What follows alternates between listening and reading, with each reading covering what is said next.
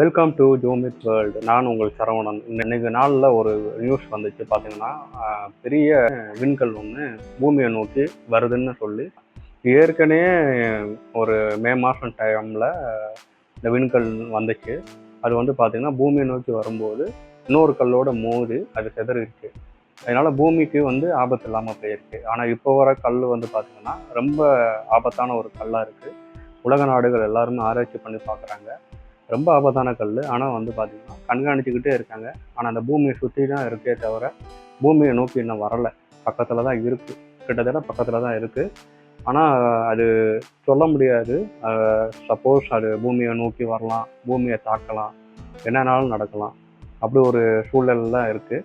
இப்போ அநேக காலமாக பார்த்திங்கன்னா அந்த வெயில் வந்து ஓவராக இருக்குது பார்த்திங்களா, அதுவும் கூட காரணமாக இருக்கலாம். அதனால் இந்த பூமியை நோக்கி வர அந்த விண்கல் எப்படி இருக்கும், என்ன மாதிரி சூழ்நிலையில் நம்ம பூமியை வந்து தாக்கும், இல்லை தாக்குமா தாக்காதா, ஏற்கனவே அந்த 3 மாதம் சிதறி போச்சுல, அது மாதிரி இதுவும் அந்த மாதிரி ஒரு சூழல் ஏற்படுமா, இல்லை பூமியை வந்து தாக்குமான்ற ஒரு கேள்விக்குறியில் தான் உலக நாடுகளில் அறிவியல் ஆராய்ச்சியாளர்கள் இதை நோக்கி பார்த்துக்கிட்டு இருக்காங்க. ஆபத்து நடக்குமா நடக்காதான்னு ரொம்ப கண்காணித்து பார்த்துக்கிட்டு இருக்காங்க. பல நாடுகளில் பல அழிவுகள் ஏற்பட்டுக்கிட்டே இருக்குது. அது போக அந்த வெள்ளப்பெருக்கு, உலக சீற்றங்கள், நிலநடுக்கம், இந்த மாதிரி ஒரு ஹாஸ்பிட்டலில் பார்த்தீங்கன்னா அந்த மாதிரி நிலநடுக்கம் ஏற்பட்டு அந்த குழந்தைகளை அந்த செவிலியர்கள்லாம் பாதுகாக்கிறாங்க. இந்த மாதிரி நிறைய இடங்களில் பிரச்சனைகள்லாம் இருக்குது. இந்த மாதிரி இது ஒரு ஒன்றா இருக்கும்னு நினைக்கிறேன். இப்போ ஏஐ எல்லாம் கொண்டு வந்துட்டாங்க.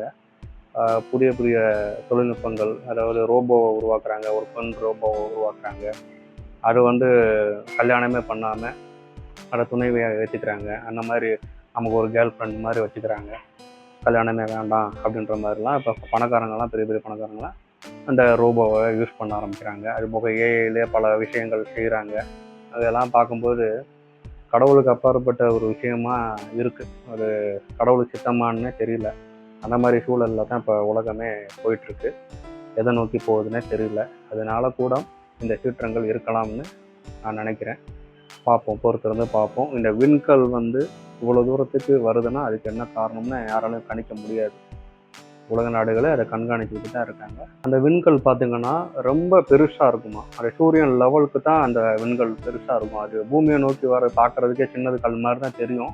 ஆனால் பூமிக்கிட்ட வரும்போது தான் தெரியும். அது பூமியில் நோக்கி வரும்போது அது விழுகும்போது எத்தனை சரௌண்டிங்கில் எவ்வளோ இடங்கள் வந்து அழியும்னு சொல்ல முடியாது. அந்தளவுக்கு பயங்கர நெருப்போடு வருது. அவ்வளோ வேகத்தில் வந்துகிட்டு இருக்கு. அது பூமியை சுற்றிக்கிட்டு இருக்கிறதுனால ப்ராப்ளம் இல்லாமல் இருக்குது. பட் என்ன மாதிரி சூழ்நிலை உருவாகும்னு நம்மளால் சொல்ல முடியாது. இயற்கை சீற்றம் எந்த மாதிரி உருவாகும்னு சொல்ல முடியாது. இது கடவுளுடைய கையில் தான் இருக்குது. மீண்டும் உங்களை சந்திக்கும் வரை உங்கள் சரவணன். மறக்காமல் நம்ம ஜூமித் வேர்ல்டு சேனலை சப்ஸ்கிரைப் பண்ணுங்கள், லைக் பண்ணுங்கள், ஷேர் பண்ணுங்கள், கமெண்ட் பண்ணுங்கள், ஃபாலோ பண்ணுங்கள். அடுத்தடுத்த வீடியோக்கள் உங்களுக்கு அப்டேட் ஆகும். தேங்க்யூ.